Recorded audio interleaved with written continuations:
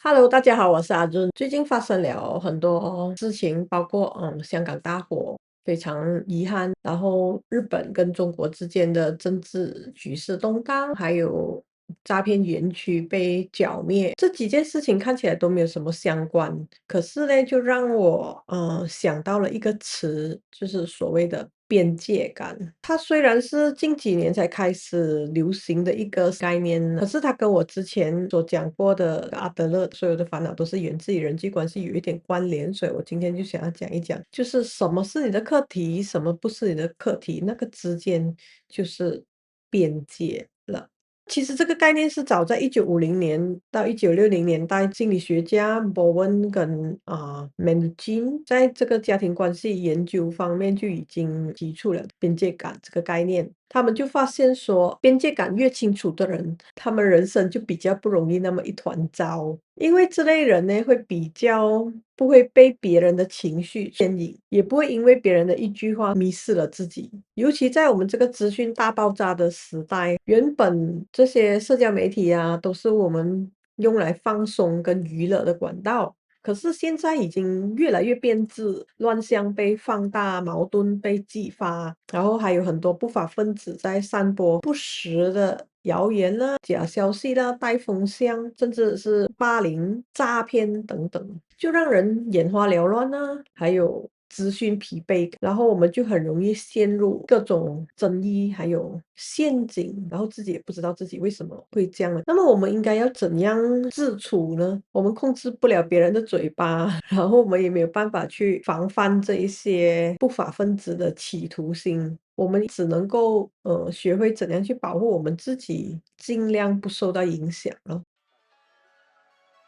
首先我想要来讨论一下有关于我们的中华文化。虽然我们常常挂在口我们有5000年的文化，但其实最主要的中心思想就不过是孝顺跟乖这两个概念了。哎，先不要急着反驳我，OK？讲到这个，大家就有点敏感了。确实，我们的5000年的文化其实出了很多的圣贤啊，很多的智慧啊，但是你要知道，我们只是一个普通人，我们的父母都不是圣贤，我们的父母的父母也不是圣贤，而且就是我们的上一代大致都不是认识几个的，所以他们传承下来的家庭教育就非常的注重孝顺跟乖啦，不是说不好 OK， 可是每一样事情都有两面的嘛。现在的家庭矛盾我们会看到常常都是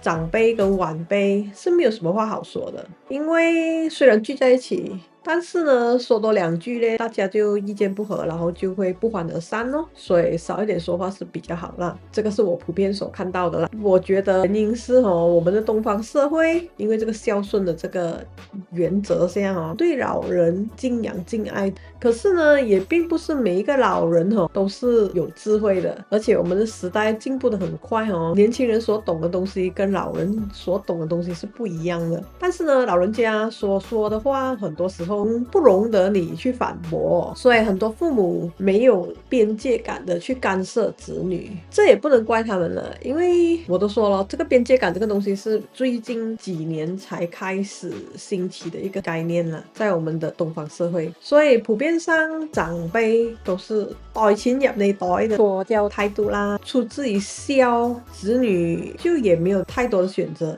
一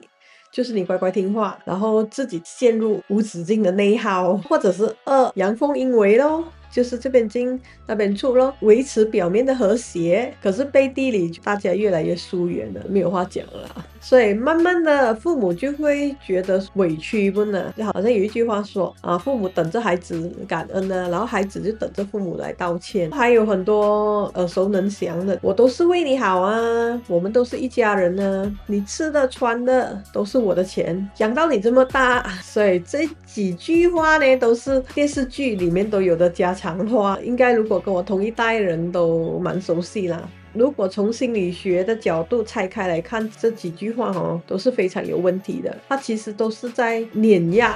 这个边界感。那么对比这个西方文化呢，变相他们是养育子女为父母应尽的责任啊，而且他们很多生孩子都是因为他们 enjoy 这个 parenthood， 他们是享受陪伴子女成长的这个人生体验吧。他们通常视子女为一个独立的个体，会尊重他们的意愿，他们会问说，哦，你会怎么想啊？你喜欢什么啊？你觉得这样 OK 吗？即使是那个小孩子可能只是3岁而已，可是在我们东方的文化里呢，我们的父母就比较没有这种边界感了，他们通常都是会帮你直接做决定哦。同样在小社团或者小公司里面，就是好像员工啊，大家都是一家人这样子。可是偏偏呢，最后就是能者多劳，然后加班什么都是应该的。可是如果你看这些跨国公司，他们都已经是有法律啊、章程啊、管理制度啊等等这一些边界，以便可以确保公司可以稳定、长期的、有效率的去运作咯。这样有了这些边界，员工也比较能够安心的去付出他们的专业，然后换取对等的报酬。所以我们看到边界感为什么这么重要了吧？对，没错。很多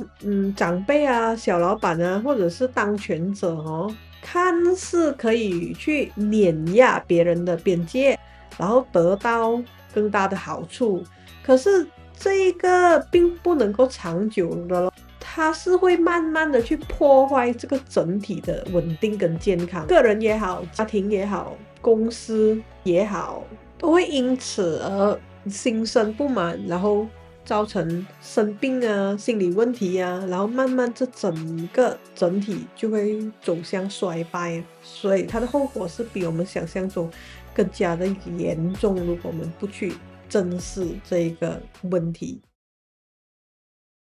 那么我们只是一个普通人嘛，没有什么 super power， 我们也不能够去改变父母啊、长辈啊、或公司老板，或者是任何人。我们能够做的呢，就只是给我们自己建立这个边界。这其实很简单，就是把我跟不是我分开来清清楚楚。不是说要变成一个孤立的岛，而是不要让自己变成海绵啊，看到什么都要吸收。我们要先做的就是保护好我们自己的心理健康，才可以改变我们的周围环境。首先呢，我们要先练习去分辨这一件事情跟我有关吗？这个是我吗？这是关我的事吗？所以有时候我们很容易把外界的声音当成自己的。我男朋友或女朋友不开心啊，就是我的错，还是爸妈不喜欢我的选择啊，这样我就应该要顺从他们，这兄弟也是出来喝酒吧，这样我就应该要去赴汤蹈火的。所以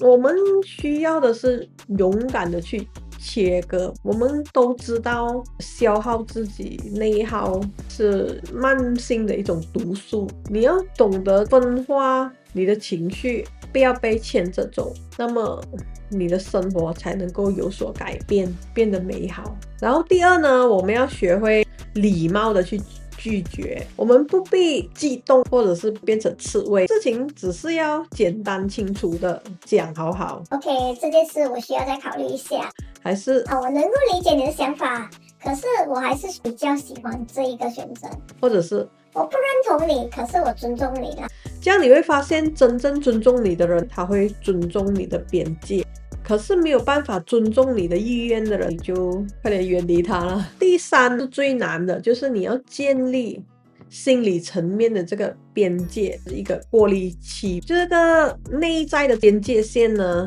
不是只是跟人家讲不要而已，而是对自己讲不要。尤其是在我们的东方社会啊，语言文化社群都是高速互通的，你会发现很多叙事的套路都是我们都是华人啊，我们就应该怎样怎样，还是我们是某个族群或是某个社团，我们就应该站在同一个阵线，我们都是好市民，国家都是为你好。这样的说辞你会发现它是慢慢的在侵害你个人的利益。这些软势力包括广告啊、政治宣言啊、杀猪盘啊、诈骗集团啊，都是惯用的，他们都已经是无孔不入的渗透在我们每天所接触的这一些资讯里面，慢慢的洗脑我们每一个人，影响我们每一个人，我们都不知道。所以这时候你这个心理的边界感